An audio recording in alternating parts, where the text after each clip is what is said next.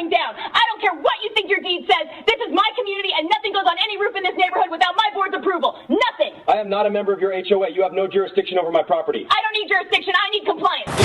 Homeowners Association President Sylvester Hollowell showed up at the front door of 16 Cedarwood Lane and told the homeowner that his refusal to join the Silverbrook Estates HOA had resulted in $5,500 in accumulated violation fines against his deed, that a lien had been filed with the county recorder's office, and that the board had exhausted every reasonable option and would be taking further action to compel his compliance before the end of the month.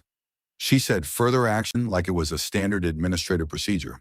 What she didn't know was that the homeowner had never signed a mandatory HOA covenant, that every fine she had issued against a non-member was legally void from the moment it was printed, that the fraudulent disconnection order she had submitted to the utility company was already being traced back to her by investigators, and that the solar panels she was preparing to fine him for were protected under state law in a way that was going to add 3 more charges to a criminal case that was already building faster than she could manage. Declan Mercer, 42, a commercial real estate attorney based out of Austin, had closed on his property at 16 Cedarwood Lane in the Silverbrook Estates gated community of Westlake, Texas, 14 months before any of this started. Silverbrook Estates sat in Travis County, an upscale neighborhood where the entrance had a staff security booth. The home started at over $1 million, and the tree-lined streets gave the impression of a community that ran itself on professionalism and mutual respect. Declan had bought the property after a decade of renting while building his practice, and had chosen it specifically because the deed he reviewed at closing contained no mandatory HOA covenant. He was a real estate attorney.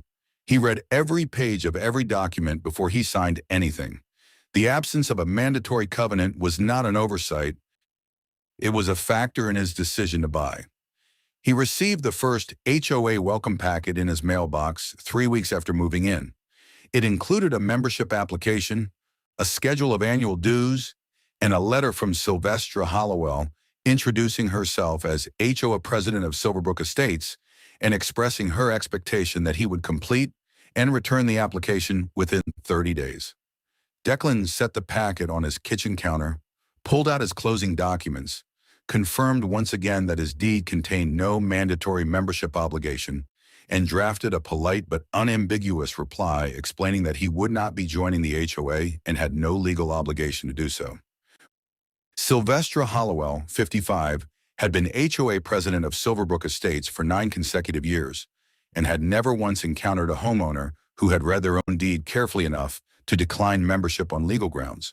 She had assumed Declan's refusal was ignorance or arrogance and had responded to his letter with a second membership application and a note explaining that participation was expected of all residents in the community. Declan replied with the relevant section of his deed and the Texas Property Code provision that confirmed voluntary HOA membership could not be compelled without a recorded covenant. Sylvester received that letter and did not respond to it.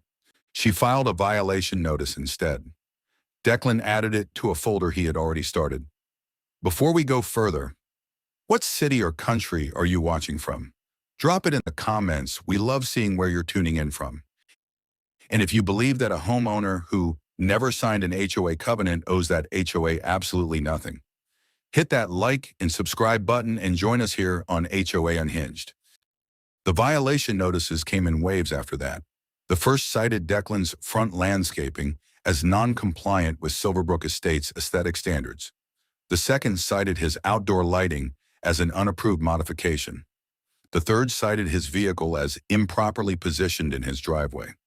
None of them had any legal basis against a non-member, and Declan knew it. He photographed every notice, logged every date, and forwarded each one to his own legal files without paying a dollar of any of them. Sylvestra escalated her correspondence through the winter, referencing lien proceedings, foreclosure threats, and board resolutions that had no authority over a homeowner who had never signed a membership agreement. Declan responded to each letter with the same 2 documents: his deed and the relevant Texas Property Code section. Sylvestra stopped responding to his replies and started filing more notices instead. By the end of the year, the accumulated balance she claimed against his deed had reached $5,500. and she had begun copying the county recorder's office on her correspondence as though a lien filing was already in progress. Then one evening in February, Declan came home from his office in Austin and found his house completely dark. Not a power outage. His neighbors on both sides had lights on. Just his house.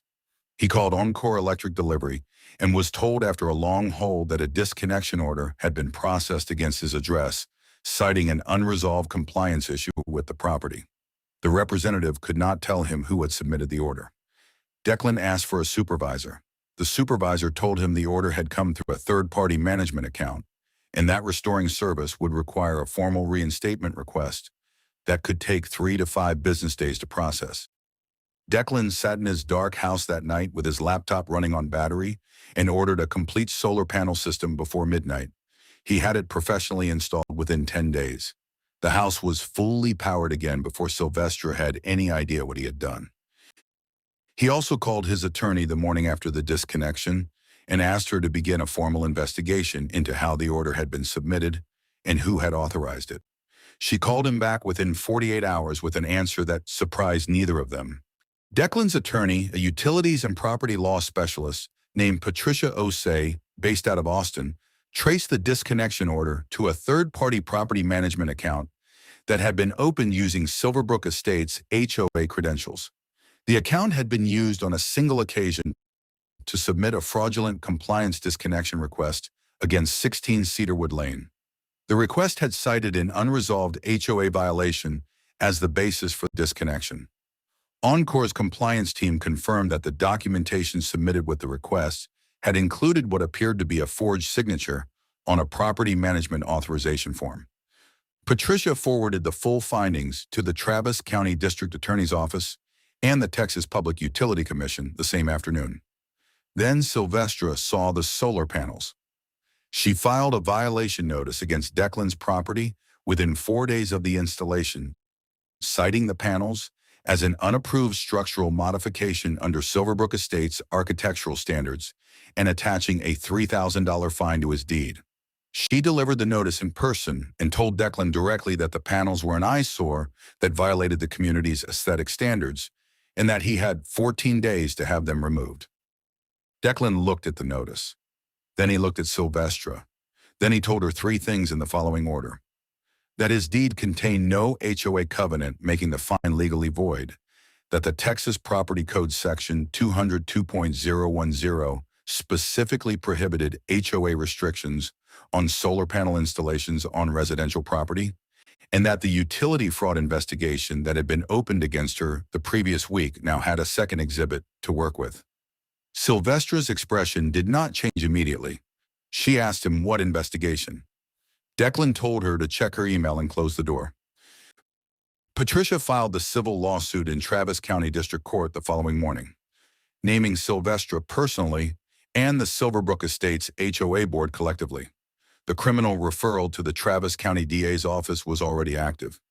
Encore Electric had frozen the third-party management account and was cooperating fully with investigators. The forged authorization form had Sylvestre's fingerprints on it in more ways than one. The Travis County District Attorney's Office filed criminal charges against Sylvestre Hallowell on 3 counts: utility fraud under Texas Penal Code 31.04, forgery of a legal document under Texas Penal Code 32.21, and fraudulent use of a third-party management account to obtain services under false pretenses. Each count carried its own sentencing range, and the combination of all 3 put her facing consequences that no HOA title in Travis County had ever protected anyone from. She hired a criminal defense attorney the same week the charges were filed. The retainer cost her $28,000. The civil lawsuit Patricia had filed in Travis County District Court moved quickly given the strength of the evidence. Every violation notice Sylvestre had issued against Declan's deed was declared legally void, confirmed by the court as unenforceable against a homeowner with no mandatory HOA covenant.